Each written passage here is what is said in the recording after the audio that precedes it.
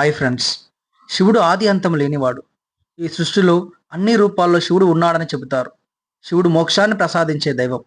ఆయనను పూజించడం ద్వారా కష్టాలు తొలగి ఆర్థిక ఇబ్బందులు దూరమై ఆరోగ్యం లభిస్తుందని భక్తుల నమ్మకం. అలాంటి ఆ పరమశివుడు మన దేశంలో 12 స్థానాలలో జ్యోతిర్లింగాలుగా వెలటం జరిగింది. మనలో చాలామంది ఆ జ్యోతిర్లింగాలను దర్శించడానికి ఆర్థిక పరిస్థితులు అనుకూలించగా వెళ్ళలేకపోవచ్చు. అలాంటి వారికి 12 జ్యోతిర్లింగాలు, వాటికి సంబంధించినటువంటి చరిత్ర గురించి పూర్తిగా ఈ వీడియోలో వివరించడం జరిగింది. 12 జ్యోతిర్లింగాలు సందర్శించిన ఆ పుణ్యఫలం ఈ వీడియో చూస్తున్న ప్రతి ఒక్కరికి దక్కాలని ఈ యొక్క వీడియో చేయటం జరిగింది. వీడియో చాలా అంటే చాలా బాగుంటుంది. వీడియోని లాస్ట్ వరకు చూసేటువంటి ప్రయత్నం చేయండి. అదేవిధంగా ఈ యొక్క వీడియో మీ అందరికీ నచ్చినట్టయితే ఒక లైక్ కొట్టండి. అదేవిధంగా ఇలాంటి మంచి మంచి వీడియోల కోసం మన ఛానల్ని సబ్స్క్రైబ్ చేసుకోండి. కామెంట్లో తప్పకుండా ఓం నమ శివాయ అనేటువంటి కామెంట్ని చేసేటువంటి ప్రయత్నం చేయండి. మరి 12 జ్యోతిర్లింగాలు సందర్శించడానికి మీరందరూ సిద్ధమా? So let's start the video. శివుడు జ్యోతిర్లింగ రూపంలో వెలసిన 12 క్షేత్రాలను ద్వాదశ జ్యోతిర్లింగాలు అంటారు. ఈ ప్రదేశాలు శివభక్తులకు అత్యంత పవిత్రమైనవిగా పరిగణించబడతాయి. జ్యోతిర్లింగం అంటే కాంతి స్తంభము లేదా వెలుగులింగం అనే అర్థం. శివుడు స్వయంగా ఈ ప్రదేశాలలో జ్యోతిర్మయమై లింగ రూపంలో వెలిశాడని మనకు పురాణాలు చెబుతున్నాయి. మరి ఆ 12 జ్యోతిర్లింగాల పేర్లు, అవి ఉన్నటువంటి రాష్ట్రాల పేర్లు ముందుగా తెలుసుకుందాం. మరి మొదటి జ్యోతిర్లింగం వచ్చేసి సోమనాథ్. ఇది మనకు గుజరాత్ రాష్ట్రంలో ఉంటుంది. రెండవ జ్యోతిర్లింగము మల్లికార్జున స్వామి. ఇది శ్రీశైలం ఆంధ్రప్రదేశ్ రాష్ట్రంలో ఉంటుంది. మూడవది మహంకాళేశ్వర్ జ్యోతిర్లింగం. ఇది ఉజ్జాయిని మధ్యప్రదేశ్ రాష్ట్రంలో ఉంటుంది. నాలుగవ జ్యోతిర్లింగం ఓంకారేశ్వర్. ఇది మధ్యప్రదేశ్లో ఉంటుంది. ఐదవ జ్యోతిర్లింగం వైద్యనాథేశ్వర్. ఇది మనకు మహారాష్ట్రలో పర్లీ ప్రాంతంలో ఉంటుంది. మరి ఆరవ జ్యోతిర్లింగం భీమశంకరం. ఇది మహారాష్ట్ర రాష్ట్రంలో ఉంటుంది. మరి ఏడవ జ్యోతిర్లింగం రామేశ్వరం. ఇది తమిళనాడు రాష్ట్రంలో ఉంటుంది. ఎనిమిదవ జ్యోతిర్లింగము నాగేశ్వర్. ఇది గుజరాత్ రాష్ట్రంలో ఉంటుంది. తొమ్మిదవ జ్యోతిర్లింగము మనకు విశ్వనాథ్. ఇది వారణాసిలో ఉంటుంది. 10వ జ్యోతిర్లింగం త్రయంబకేశ్వర్. ఇది మహారాష్ట్రలో ఉంటుంది. 11వ జ్యోతిర్లింగం కేదార్నాథ్. ఇది ఉత్తరాఖండ్ రాష్ట్రంలో ఉంటుంది. 12వ జ్యోతిర్లింగం కృష్ణేశ్వర్. ఇది మహారాష్ట్రలో ఉంటుంది. ఇవి మనకు 12 జ్యోతిర్లింగాలకు సంబంధించినటువంటి ప్రాథమిక సమాచారంగా చెప్పుకోవడం జరుగుతుంది. ఇప్పుడు ఒక్కొక్క జ్యోతిర్లింగము, దానికి సంబంధించినటువంటి పూర్తి చరిత్ర గురించి తెలుసుకునేటువంటి ప్రయత్నం చేద్దాం. జ్యోతిర్లింగాల్లో మొదటి జ్యోతిర్లింగం సోమనాథ్ దేవాలయం. భారతదేశంలోని గుజరాత్ రాష్ట్రంలో సౌరాష్ట్ర ప్రాంతంలో ఉంటుంది. అరేబియా సముద్ర తీరంలో ఉన్న ఒక పవిత్ర శైవక్షేత్రం. ద్వాదశ జ్యోతిర్లింగాలలో ఇది మొదటిది. ఈ దేవాలయానికి వేల సంవత్సరాల పురాతన చరిత్ర ఉంది. ఆ చరిత్ర గురించి ఇప్పుడు తెలుసుకునే ప్రయత్నం చేద్దాం. స్థల పురాణం ప్రకారము చంద్రుడు అనగా సోముడు దక్షుని శాపం కారణంగా తన తేజస్సును కోల్పోయి ఇక్కడ సరస్వతీ నదిలో స్నానం చేసి శివుడిని పూజించి తిరిగి తన తేజస్సును పొందాడని చెబుతారు. అందుకే ఈ ఆలయానికి సోమనాథ్ అనే పేరుతో ప్రసిద్ధి చెందింది. ఈ ఆలయాన్ని చంద్రుడే స్వయంగా బంగారంతో నిర్మించాడని పురాణాలు చెబుతున్నాయి. ఆ తర్వాత రావణుడు వెండితో, శ్రీకృష్ణుడు కొయ్యతో, భీముడు రాతితో ఈ ఆలయాన్ని తిరిగి నిర్మించారని చారిత్రక కథనాలు చెబుతాయి. స్కంద పురాణం ప్రకారం ఈ మొదటి జ్యోతిర్లింగ క్షేత్రానికి ప్రాణప్రతిష్ఠ 10వ త్రేతాయుగ సమయంలో శ్రావణ మాసంలో జరిగిందని మనకు చారిత్రక ఆధారాలు తెలియజేయటం అనేది జరుగుతుంది. మరి సోమనాథ్ ఆలయం అనేక సార్లు విదేశీ దండయాత్రలకు గురైంది. ఇది భారతదేశ చరిత్రలో ఎన్నో విధ్వంసాలను, పునర్నిర్మాణాలను చూసినటువంటి గొప్ప క్షేత్రం. మరి ఈ ఆలయం పైన మొదటి విధ్వంసము 1025లో గజనీ మహమ్మద్ ఈ ఆలయంపై దాడి చేసి దోచుకుని దగ్ధం చేశాడు. ఈ దాడిలో లక్షలాది మంది భక్తులను హతమార్చాడని చెబుతారు. మరి దాని తర్వాత మళ్ళీ ఈ యొక్క ఆలయాన్ని పునర్నిర్మించారు. రెండవ విధ్వంసము 1299లో మళ్ళొకసారి ఢిల్లీ సుల్తాన్ ఈ యొక్క ఆలయం పైన దాడి చేసి ఈ యొక్క ఆలయాన్ని ధ్వంసం చేయటం అనేది జరిగింది. మూడవసారి 1706 సంవత్సరంలో మొఘల్ చక్రవర్తి అయినటువంటి ఔరంగజేబ్ ఈ ఆలయాన్ని పూర్తిగా నేలమట్టం చేయటం అనేది జరిగింది. తర్వాత భారతదేశానికి 1947లో స్వాతంత్రం వచ్చిన తర్వాత భారతదేశ ఉప ప్రధానిగా పనిచేసినటువంటి సర్దార్ వల్లభాయ్ పటేల్ ఆధ్వర్యంలో ఈ యొక్క ఆలయాన్ని తిరిగి నిర్మించటం అనేది జరిగింది. సోమనాథ్ ఆలయం సముద్రపు అలల తాకిడిని తట్టుకునే విధంగా 25 అడుగుల ఎత్తు ఉన్న బండరాలతో నిర్మించిన మఠం మీద రూపుదిద్దుకుంది. ఆలయ గర్భగుడిలో శివలింగం 4 అడుగుల ఎత్తుండి ఓంకారంతో అమర్చబడి ఉంటుంది. ఇది ఈ యొక్క సోమనాథ్ జ్యోతిర్లింగానికి సంబంధించిన చరిత్రగా మనం చెప్పుకోవటం అనేది జరుగుతుంది. మరి రెండవ జ్యోతిర్లింగం శ్రీశైలం మల్లికార్జున స్వామి. మరి ఈ యొక్క పుణ్యక్షేత్రం మనకు ఆంధ్రప్రదేశ్ రాష్ట్రంలో నంద్యాల జిల్లాలో ప్రసిద్ధి చెందినటువంటి శైవక్షేత్రం. నల్లమల్ల అడవులలో కొండ గుట్టల మధ్య వెలసిన ఈ పవిత్ర క్షేత్రం ద్వాదశ జ్యోతిర్లింగాలలో ఒకటిగా మనం చెప్పుకోవడం జరుగుతుంది. అష్టాదశ శక్తి పీఠాలలో ఒకటిగా ప్రసిద్ధి చెందింది. ఇక్కడ శ్రీ మల్లికార్జున స్వామి, శ్రీ బ్రహ్మరాంబిక దేవి కొలువై ఉండటం అనేది జరిగింది. మరి ఈ యొక్క ఆలయానికి సంబంధించినటువంటి పురాణ చరిత్ర గురించి ఇప్పుడు తెలుసుకునేటువంటి ప్రయత్నం చేద్దాం. ఒకసారి శివపార్వతుల కుమారులైన కుమారస్వామి, వినాయకుడు ఎవరి ముందు ప్రపంచాన్ని చుట్టూ వస్తారో అని పందెం వేసుకున్నారు. వినాయకుడు తన తల్లిదండ్రులైన శివపార్వతులే ప్రపంచమని భావించి వారి చుట్టూ ప్రదక్షిణ చేసి గెలిచాడు. కుమారస్వామి ప్రపంచం చుట్టూ వచ్చి వినాయకుడి విజయం చూసి కోపంతో క్రౌంచ పర్వతంపై వెళ్ళి కూర్చున్నాడు. అక్కడ శివపార్వతులు వచ్చి కుమారస్వామిని బుజ్జగించిన అతను శాంతించలేదు. అప్పుడు శివుడు జ్యోతిర్లింగ రూపంలో ఇక్కడ వెలిశాడు. మల్లిక్ అంటే జాస్మిన్ పుష్పాలతో పూజించినందున కార్తికేయుడు అనే పేరు మరొక పేరుతో కలిసి కార్జునతో కలిపి మల్లికార్జున అనేటువంటి పేరు స్వామివారికి రావటం అనేది జరిగింది. మరి అదేవిధంగా సతీదేవికి సంబంధించినటువంటి మెడభాగం ఈ ప్రాంతంలో పడటం అనేది జరిగింది. అందుకోసమే అష్టాదశ శక్తిపీఠాల్లో ఒక శక్తిపీఠంగా బ్రహ్మరాంబిక దేవి నిత్యం ఇక్కడ పూజలు అందుకోవటం అనేది జరుగుతుంది. మరి శ్రీశైలం పుణ్యక్షేత్రం యొక్క ప్రత్యేకతలను మనం తెలుసుకునే ప్రయత్నం చేద్దాం. గంగా నదిలో 2000 సార్లు మునిగిన లేదా కాశీ క్షేత్రంలో లక్షలాది సంవత్సరాలు నివసిస్తే లభించేంత పుణ్యం శ్రీశైలం క్షేత్రాన్ని దర్శిస్తే లభిస్తుందని ధార్మికుల విశ్వాసం. శ్రీశైలం భక్తులకు కైలాసంగా భావించబడుతుంది. ఈ క్షేత్రాన్ని దర్శించడం ద్వారా సకల దేవతలను పూజించినంత పుణ్యం లభిస్తుందని నమ్ముతారు. ఆధునిక కాలంలో కూడా శ్రీశైలం ప్రాచీన దేవాలయం భక్తులచే నిత్యం పూజితమై వస్తుంది. ప్రతిరోజు వేలాది మంది భక్తులు స్వామివారిని దర్శించుకొని తమ కోరికలు నెరవేరుస్తున్నారని విశ్వసిస్తారు. ఇది శ్రీశైలం మల్లికార్జున స్వామి దేవాలయానికి సంబంధించినటువంటి చరిత్రగా మనం చెప్పుకోవచ్చు. మూడవ జ్యోతిర్లింగం మహాకాళేశ్వర జ్యోతిర్లింగం. మధ్యప్రదేశ్ రాష్ట్రంలో ఉజ్జయిని నగరంలో క్షిప్రా నది ఒడ్డున ఈ యొక్క దేవాలయం ఉంటుంది. ఇది శివుని 12 జ్యోతిర్లింగాల్లో ఒక లింగంగా మనం చెప్పుకోవచ్చు. మరి దీనికి సంబంధించినటువంటి పురాణ గాథ తెలుసుకునే ప్రయత్నం చేద్దాం. అందులో ఒక కథ. పూర్వం అవంతి నగరంలో వేదప్రియుడు అనే బ్రాహ్మణుడు ఉండేవాడు. అతను శివుని పరమభక్తుడు. ఆ నగరంలో దూషణుడు అనే రాక్షసుడు ఉండేవాడు. వాడు ప్రజలను హింసిస్తూ యజ్ఞ యాగాదులను ధ్వంసం చేస్తూ ఉండేవాడు.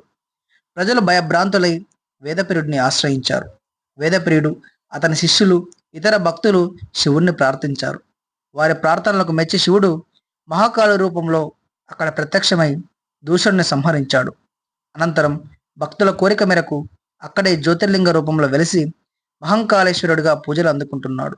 ఇది ఈ యొక్క ఆలయానికి సంబంధించినటువంటి చరిత్రగా మనం చెప్పుకోవచ్చు. మరి అదేవిధంగా ఇక్కడ ఉన్నటువంటి ఈ యొక్క ఆలయాన్ని మనము సందర్శించడం ద్వారా మృత్యు భయం నుండి రక్షిస్తుంది, సకల పాపాలను తొలగించి మోక్షాన్ని కలిగిస్తుందని ఈ యొక్క ఆలయాన్ని సందర్శించినటువంటి భక్తుల యొక్క ప్రగాఢ నమ్మకంగా మనం చెప్పుకోవచ్చు. ఇది మహంకాళేశ్వర జ్యోతిర్లింగానికి సంబంధించినటువంటి కథగా మనం చెప్పుకోవడం జరుగుతుంది. మరి 4వ జ్యోతిర్లింగం ఓంకారేశ్వర దేవాలయం. ఇది మధ్యప్రదేశ్లోని ఖాండ్వా జిల్లాలో ఉన్నటువంటి ఒక ప్రసిద్ధ జ్యోతిర్లింగం. నర్మదా నది మధ్యలో మాందాత లేదా శివపురి అనే ద్వీపంలో ఈ దేవాలయం ఉంటుంది. ఈ ద్వీపము ఓంకార ఆకారంలో ఉండటం ఈ ఆలయ ప్రత్యేకత. మరి ద్వాదశ జ్యోతిర్లింగాల్లో ఇది 4వదిగా మనం చెప్పుకుంటున్నాం. ఈ ఆలయానికి సంబంధించినటువంటి చరిత్ర గురించి తెలుసుకునే ప్రయత్నం చేద్దాం. అందులో ఒక కథ వింధ్యాపర్వతం కథ. ఒకప్పుడు వింధ్యాపర్వతం తన గొప్పతనం గురించి గర్వపడి మేరు పర్వతంతో సమానంగా తాను కూడా ఉన్నతమైనది కావాలని కోరుకుంది.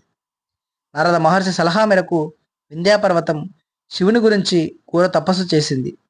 నర్మదా నది మధ్యలో ఓం ఆకారంలో ఒక దీపాన్ని నిర్మించి అక్కడ మట్టితో ఒక పార్థివ లింగాన్ని ప్రతిష్ఠించి 100 సంవత్సరాలు తపస్సు చేసింది. వింధ్యాపర్వతం భక్తికి మెచ్చిన శివుడు ప్రత్యక్షమై వరం కోరుకోమన్నాడు. అప్పుడు వింధ్యాచలుడు మేరు పర్వతం కంటే తాను గొప్పవాడిగా ఉండాలని, తన శిఖరాగ్రంపై శివుడు ఎల్లప్పుడూ నివసించాలని కోరాడు. శివుడు వింధ్యాచలుడి కోరికను మన్నించి ఓం ఆకారంలో ఉన్న ఆ దీపంపై జ్యోతిర్లింగంగా వెలిశాడు. వింధ్యాచలుడు ప్రతిష్ఠించిన పార్థివ లింగంలో అమరేశ్వరుడుగా కూడా వెలిశాడు. ఈ విధంగా ఇక్కడ ఓంకారేశ్వరుడు, అమరేశ్వరుడు అనే 2 రూపాలలో శివుడు మనల్ని దర్శనం ఇవ్వటం అనేది జరుగుతుంది. మరి అదేవిధంగా ఈ దేవాలయానికి సంబంధించి మరొక కథ కూడా బాగా ప్రాచుర్యంలో ఉంది. అదేంటంటే ఇక్షొక వంశానికి చెందిన మాందాత అనే రాజు శివభక్తుడు. తన రాజ్యంలో తీవ్రమైన కరువు సంభవించినప్పుడు ప్రజలను రక్షించడానికి నర్మదా నది మధ్యలో ఓం ఆకారంలో ఉన్న ద్వీపంలోని ఒక శిఖరంపై శివుని గురించి కఠినమైన తపస్సు చేశాడు. మాందాత భక్తికి మెచ్చిన శివుడు ప్రత్యక్షమై కరువును తొలగించి ప్రజల్ని రక్షించాడు. ఆ తర్వాత మాందాత తపస్సు చేసిన ఆ ద్వీప శిఖరం పైననే జ్యోతిర్లింగంగా వెలిశాడు. అందుకే ఈ ద్వీపానికి మాందాత ద్వీపం అనే పేరు కూడా రావటం జరిగింది. ఇది 4వ జ్యోతిర్లింగానికి సంబంధించినటువంటి పురాణ గాథలు. మరి 5వ జ్యోతిర్లింగం వైద్యనాథేశ్వర్ ఆలయం. ఇది మహారాష్ట్రలోని పర్లీ ప్రాంతంలో ఉంటుంది. ఇది ద్వాదశ జ్యోతిర్లింగాల్లో ప్రసిద్ధి చెందింది. ఈ ఆలయానికి సంబంధించినటువంటి పూర్తి చరిత్ర గురించి ఇప్పుడు తెలుసుకునేటువంటి ప్రయత్నం చేద్దాము. పురాణాల ప్రకారం లంకాధిపతి అయినటువంటి రావణాసురుడు తన తల్లి కైకసి కోరిక మేరకు శివుడు జ్యోతిర్లింగాన్ని లంకలో ప్రతిష్ఠించాలనుకున్నాడు. ఇందుకోసము రావణు కైలాస పర్వతానికి వెళ్ళి కఠోర తపస్సు చేశాడు. శివుడు ప్రత్యక్షం కాకపోవడంతో రావణు తన తలలను ఒక్కొక్కటిగా ఖండించుకుంటూ బలిగా సమర్పించాడు. 9 తలలు ఖండించిన తర్వాత 10వ తల ఖండించబోయే సమయంలో శివుడు ప్రత్యక్షమై రావణుడి భక్తికి సంతోషించి వరం కోరుకోమన్నాడు. రావణుడు శివుడిని స్తుతించి జ్యోతిర్లింగాన్ని తనతో లంకకు తీసుకువెళ్ళడానికి అనుమతి కోరాడు. శివుడు 2 షరతులతో జ్యోతిర్లింగాన్ని ప్రసాదించాడు. ఒకటి, జ్యోతిర్లింగాన్ని గమ్యం చేరుకునే వరకు భూమిపై ఎక్కడా పెట్టకూడదు. 2, కాలినడకనే వెళ్ళాలి. శివుడు అర్ధాంతరంగా రావణాసురుడిని వదిలేసి వెళ్ళిపోయాడు. జ్యోతిర్లింగాన్ని తీసుకుని లంకకు బయలుదేరాడు. కొంత దూరం ప్రయాణించిన తర్వాత రావణుడికి కాలకృత్యాలు తీర్చుకోవాల్సిన అవసరం ఏర్పడింది. అప్పుడు దగ్గరలో ఉన్న ఒక గోప బాలుడిని పిలిచి తాను తిరిగి వచ్చే వరకు లింగాన్ని పట్టుకోమని కోరాడు. ఆ బాలుడు సరేనని చెప్పి కొంతసేపటికే లింగాన్ని భూమిపై పెట్టేశాడు. రావణాసురుడు తిరిగి వచ్చి చూసేసరికి లింగం భూమిలో స్థాపించబడి ఉంది. దాన్ని పెకిలించడానికి ఎంత ప్రయత్నించినా విఫలమయ్యాడు. అప్పుడు శివుడు ప్రత్యక్షమై ఈ శివలింగాన్ని ఎవరూ పెకిలించలేరని, ఇది ఇక్కడే భూమిపై వెలిసిందని చెప్పాడు. శివుడు ఈ లింగ స్వరూపంలో ఇక్కడ మనకు వెలయటం అనేది జరిగింది.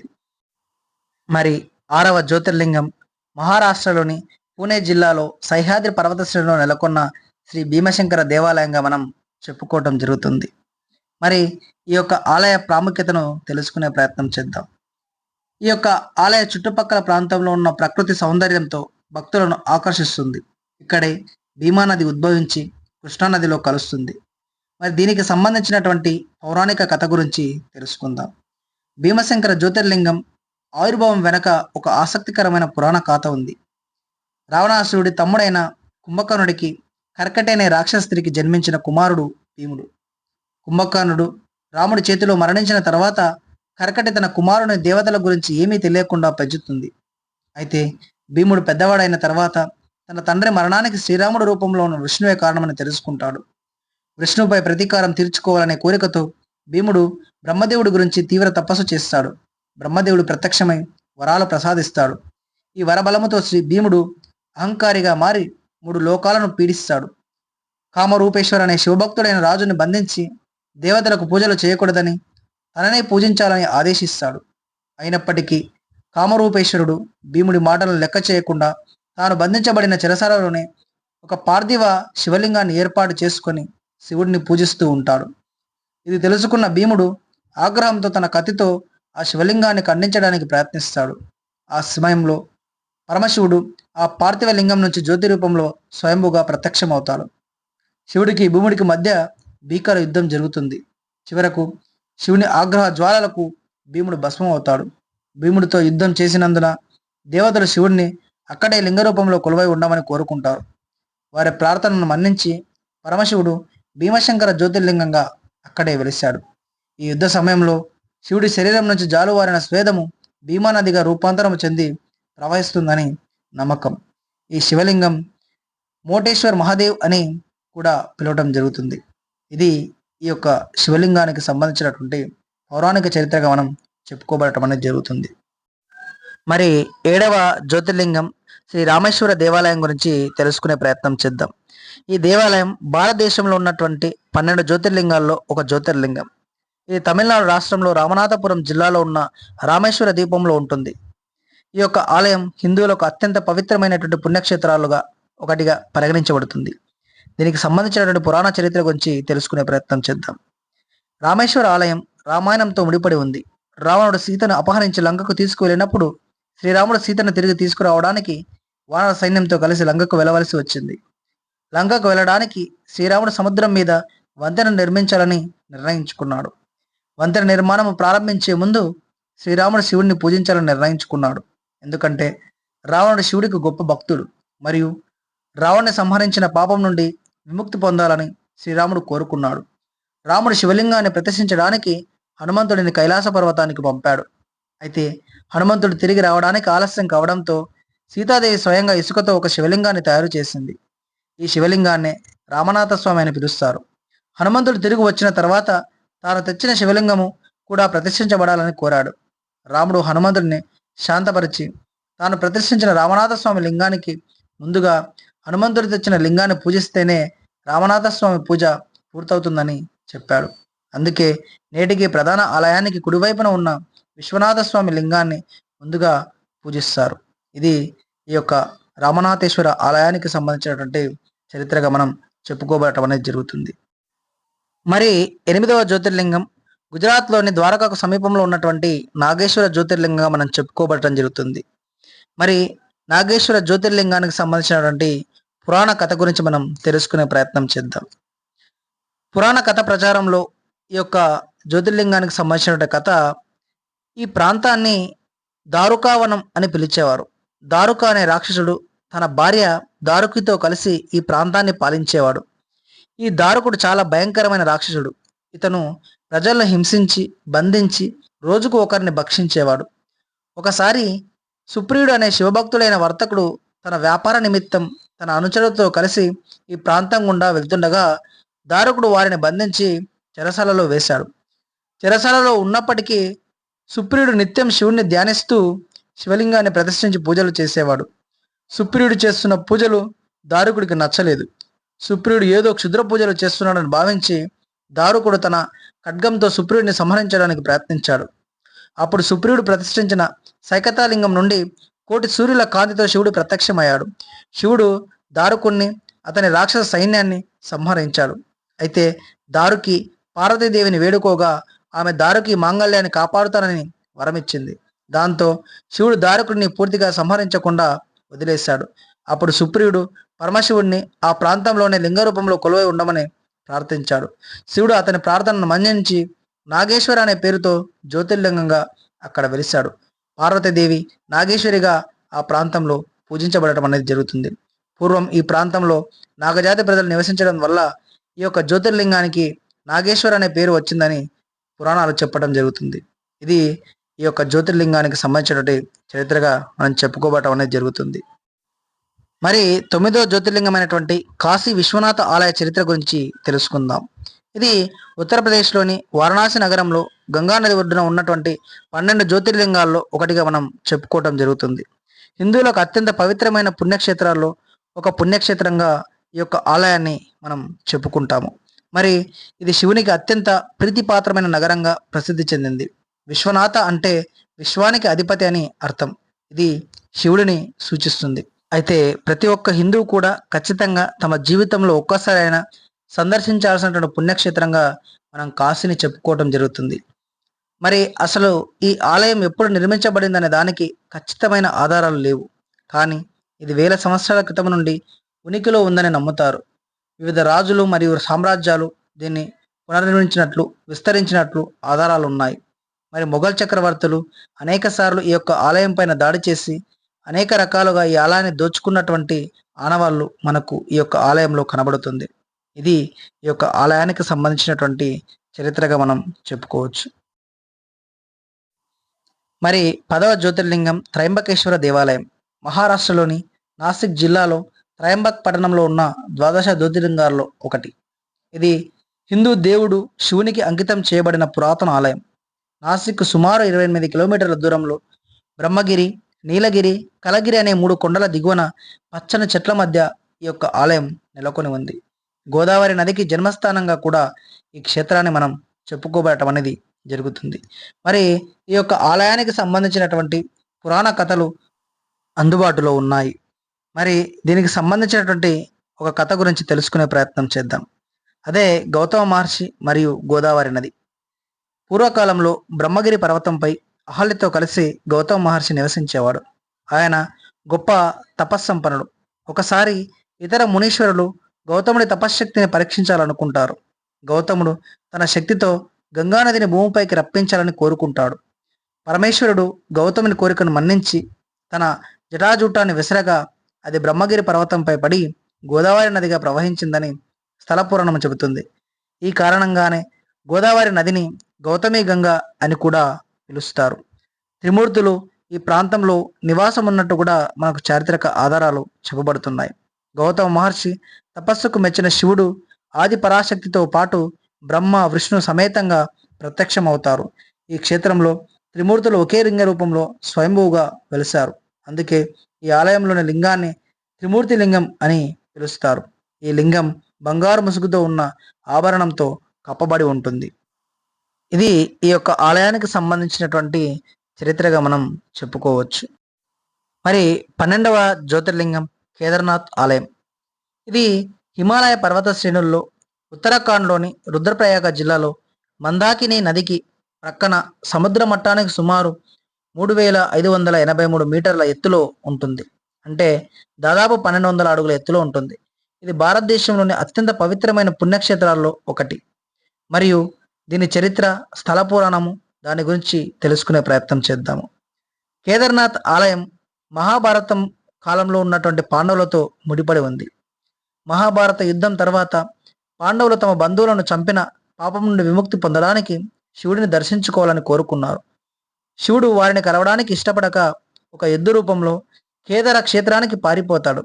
పాండవులు ఆయన వెంబడించగా భీముడు ఆ ఎద్దును పట్టుకోవడానికి ప్రయత్నిస్తాడు. అయితే శివుడు భూమిలోకి ప్రవేశించి తన శరీర భాగాలను వివిధ ప్రదేశాలలో వదిలివేస్తాడు. ఎద్దు వెనక భాగము కేదార్నాథ్లో శివలింగ రూపంలో పూజించబడుతుంది. ఎద్దు తల రుద్రనాథులో, చేతులు తుంగనాథులో, నాభి మధ్య మహేశ్వరులో, జటాజూటం కాళేశ్వరులో వెలిసినట్లు చెబుతారు. ఈ 5 ప్రదేశాలను కలిపి పంచకేదారాలు అనే పేరుతో పిలుస్తాం. ఈ పురాణం ప్రకారము పాండవులు ఈ ఆలయాన్ని మొదట నిర్మించారని మనకు చెప్పబడటం అనేది జరుగుతుంది. ఈ ఆలయం ఏడాదికి 6 నెలలు మాత్రమే తెరిచి ఉంటుంది. శీతాకాలంలో భారీ మంచు కారణంగా మూసివేయబడుతుంది. దీపావళి తర్వాత ఆలయ ద్వారాలు మూసివేయబడి అక్షయ తృతీయ నాడు తిరిగి తెరుచుకోవటం అనేది జరుగుతుంది. ఇది ఈ యొక్క ఆలయానికి సంబంధించినటువంటి చరిత్రగా మనం చెప్పుకోవచ్చు. మరి చివరగా 12వ జ్యోతిర్లింగం మహారాష్ట్రలోని ఔరంగాబాద్కు సమీపంలో ఉన్న వెలుల్ గ్రామంలో ప్రసిద్ధి చెందినటువంటి కృష్ణేశ్వర్ జ్యోతిర్లింగం ఇక్కడ వెలయటం అనేది జరిగింది. ఈ ఆలయాన్ని కృష్ణేశ్వర్ జ్యోతిర్లింగంగా పిలవడానికి ఈ ఆలయ చరిత్రకు సంబంధించినటువంటి పురాణాల గురించి, ఆ పురాణాల్లో ఉన్నటువంటి కథ గురించి తెలుసుకునేటువంటి ప్రయత్నం చేద్దాం. పూర్వం దేవగిరి పర్వతానికి సమీపంలో సుధర్మ అనే బ్రాహ్మణుడు తన భార్య సుదేహతో నివసించేవాడు. వారికి సంతానం లేకపోవడంతో సుదేహ చాలా బాధపడింది. సంతానం కోసం ఆమె తన భర్తను తన చెల్లెలు గుష్మను వివాహం చేసుకోమని కోరింది. గుష్మ గొప్ప శివభక్తురాలు. ఆమె నిత్యం 101 శివలింగాలను తయారు చేసి వాటిని పూజించి పూజ అనంతరం సమీపంలోని సరోవరంలో నిమజ్జనం చేసేది. శివుడి అనుగ్రహంతో గుష్మకు ఒక కుమారుడు జన్మించాడు. దీంతో సుదేహకు గుష్మపై అసూయ పెరిగింది. ఒకరోజు సుదేహ అసూయతో గుష్మ కుమారుడిని చంపి గుష్మ ప్రతిరోజు శివలింగాలను నిమజ్జనం చేసే సరోవరంలో పడేసింది. గుష్మ రోజులాగే శివలింగాలను నిమజ్జనం చేయడానికి సరోవరానికి వెళ్ళినప్పుడు ఆమెకు తన కుమారుడు కనిపించలేదు. ఆమె చాలా దుఃఖించింది. కానీ ఆమె శివుడిపై తన భక్తిని మాత్రం వదులుకోలేదు. నిస్వార్థంగా భక్తితో శివలింగాలను నిమజ్జనం చేస్తూనే ఉంది. ఆమె భక్తికి మెచ్చి శివుడు ప్రత్యక్షమై ఆమె కుమారుడిని సజీవంగా తిరిగి ఇచ్చాడు. గుష్మ తన కుమారుడిని తిరిగి పొందినందుకు సంతోషించినప్పటికీ తన అక్క సుదేహ చేసిన పాపాలను క్షమించమని శివుణ్ణి వేడుకుంది. గుష్మ భక్తికి కరుణకు సంతోషించిన శివుడు ఆమె కోరికను మన్నించాడు. అప్పుడు శివుడు గుష్మను ఏదైనా వరం కోరుకోమని అడిగాడు. అందుకు గుష్మ ప్రజలందరి సంక్షేమం కోసం శివుడు అదే ప్రదేశంలో జ్యోతిర్లింగ రూపంలో నివసించాలని కోరింది. గుష్మ భక్తికి ప్రసన్నుడైన శివుడు ఆమె పేరు మీదగానే కృష్ణేశ్వరుడుగా ఆ ప్రదేశంలో వెలిశాడు. అప్పటి నుండి ఈ ఆలయం కృష్ణేశ్వర జ్యోతిర్లింగ ఆలయంగా ప్రసిద్ధి చెందింది. గుష్మ శివలింగాలను నిమజ్జనం చేసిన సరస్సును కూడా భక్తులు సందర్శిస్తారు. ఈ జ్యోతిర్లింగాన్ని దర్శిస్తే సంతానం లేని దంపతులకు సంతానం కలుగుతుందని ప్రగాఢ నమ్మకం కూడా ఉంది. ఇది ఈ యొక్క ఆలయానికి సంబంధించినటువంటి చరిత్ర. ఈ వీడియోలో 12 జ్యోతిర్లింగాలకు సంబంధించినటువంటి పూర్తి చరిత్ర చెప్పలేకపోయినా నాకు తెలిసినటువంటి చరిత్ర చెప్పేటువంటి ప్రయత్నం చేశాను. మరి ఈ యొక్క వీడియోని చివరి వరకు ఎవరైతే చూసారో వాళ్ళందరికీ ఖచ్చితంగా 12 జ్యోతిర్లింగాలను సందర్శించడం ద్వారా లభించేటువంటి పుణ్య ఫలితం మీ అందరికీ ఖచ్చితంగా లభిస్తుందని నా మనస్సాక్షిగా కోరుకుంటున్నాను. మీరందరూ మీ జీవితంలో మొదలుపెట్టేటువంటి ప్రతి పని లోపల విజయం సాధించాలని ఆ యొక్క పరమశివుడి సాక్షిగా నేను కోరుకుంటున్నాను. ఈ యొక్క వీడియో మీ అందరికీ నచ్చినట్టయితే ఒక్కసారి ఈ యొక్క వీడియో కింద లైక్ చేసేటట్టు ప్రయత్నం చేయండి. అదేవిధంగా ఇలాంటి మంచి వీడియోల కోసం మన ఛానల్ని సబ్స్క్రైబ్ చేసుకోండి. మరిన్ని మంచి వీడియోతో మీ ముందుకు వచ్చే ప్రయత్నం చేస్తా.